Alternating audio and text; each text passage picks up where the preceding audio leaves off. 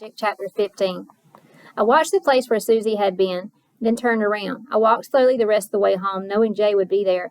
Now that Susie was gone, my anger had popped back up, like weeds after a hard rain. I didn't want to see him right now. I jumped over a black feathered chicken in our yard and stomped up the front steps and inside.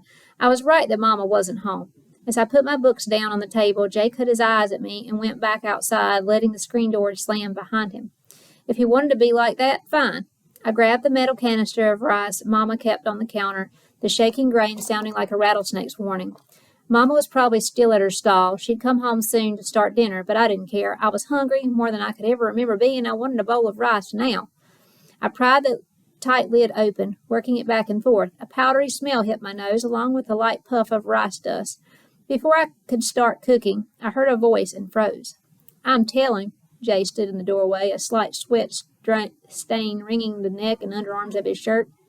A smudge of dirt ran from his front pocket to his waist. You know we ain't supposed to eat anything this close to dinner. I jerked back, mad at myself for not thinking Jay might come back before anyone else. I put the lid on the canister. Don't you dare tell on me, James Turner. He laughed, his mouth wide open like a barn door. Oh, yeah? Why not? If you do, then I'm going to tell about you and that boy with a knife. His laughter stopped, and he almost turned white under his brown skin. You wouldn't. I would so. That's wrong. You a mean, hateful sister. No, I'm not. I yelled so loud my throat hurt. Or you jealous, that's what it is, he said, sticking his nose up in the air. Jealous because I got lots of friends and you ain't got none. You never walk home with me after school. You're never there for me at school. I shoved him and he rocked back against the kitchen counter, but he didn't fall. Maybe that's what Mama was talking about, with woman trouble. I get bullied every day for working rude, but you're my brother and no one gives you a hard time. He didn't push me back. He just rolled his eyes. That's because I got friends. Well, I have no one. I have one now, too, Susie. Ooh, one friend. So what? I was hurt and angry all at once, and I was a little scared. Was Jay going to turn his back on me, too? Of all people, you know what the other kids are like. How could you forget about me? Jay sighed in that heavy way he had before he knew what to say, but I didn't have any patience for it.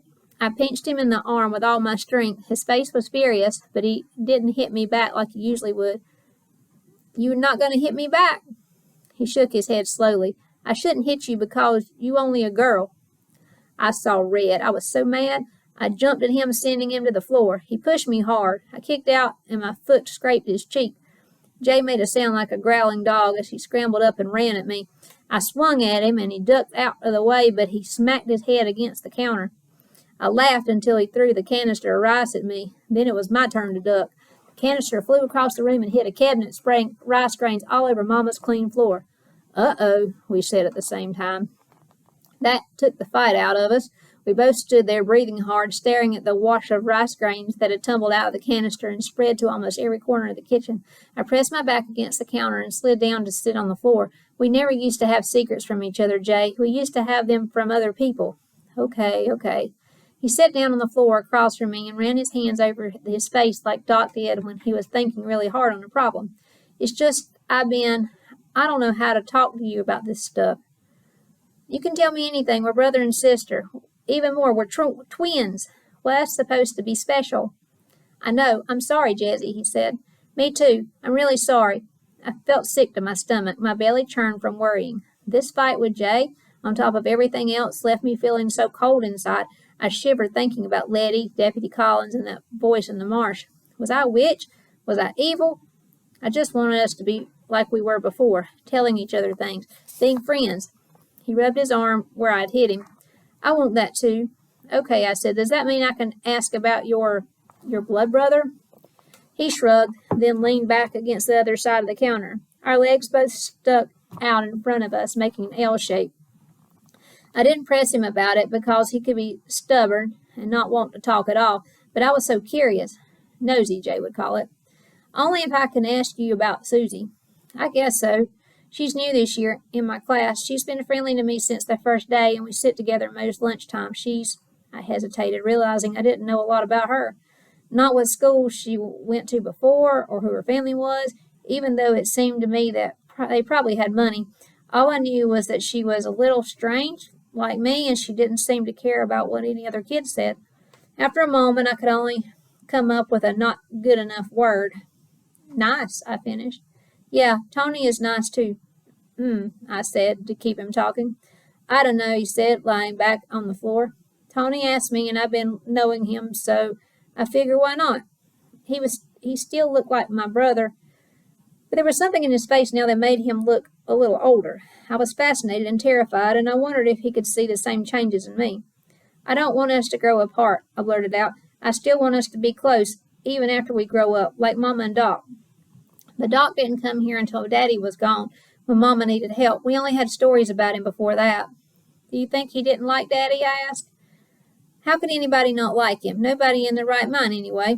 Suppose, I said, my body feeling light and heavy at the same time, suppose our dad left for a special reason, like he was a warrior who got called away for a mission and he had to go save the world. Like a secret mission? Yeah. I pulled my legs under me and sat up. We would have to cover up any signs of Daddy so the bad guys wouldn't threaten us because we're his family. Ooh, maybe he's a spy. Or maybe someone like Dr. King.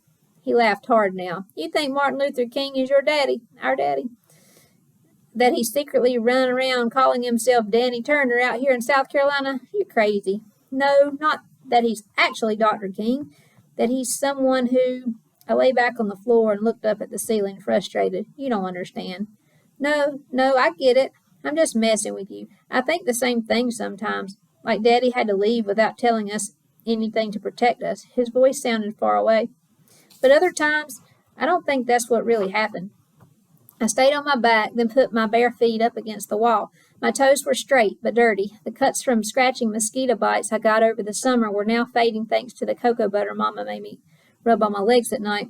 She said no one would want a girl with scarred up legs. I used the butter to make her happy, but I really didn't care about anyone wanting me.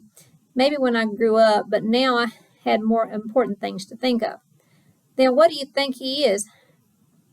I asked Jay. Maybe he was like Doc, a magic man, a witch doctor. Was? I asked, sitting up fast. I wish I hadn't, because the whole room started spinning and I felt my stomach twist. Good thing we hadn't had any dinner yet. He might be dead, Jesse, he said. We don't know. Jay shook his head, and watching him move didn't help my dizziness. I'd never thought of him as dead before. My stomach had felt like it was a used trash bag, and someone was crunching it up in their fist. Now it felt like they were stretching and shaking it out. I shuddered. My brother must have known what I was feeling. He smiled.